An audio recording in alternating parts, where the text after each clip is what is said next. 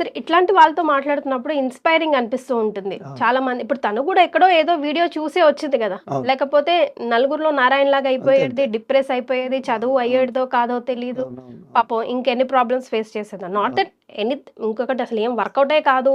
అవును. ఎవరి దగ్గరికెళ్ళినా బేకార్. That is not the thing. ఇక్కడున్న పవర్‌ని మనం నలుగురికి చెప్పుకోగలిగితే చాలా మందికి యూజ్ అవును. అవుతదనేదే మన అవును. అవును. తపనంతా. ఇప్పుడు ఇంకోటి కదా! ఈ అమ్మాయితోని లాస్ట్‌లో ఒకటి చెప్పాను నేను. హ్మ్. హ్మ్. చూడమ్మా ఇది తగ్గిద్ది. 100% రివర్స్ అయితది.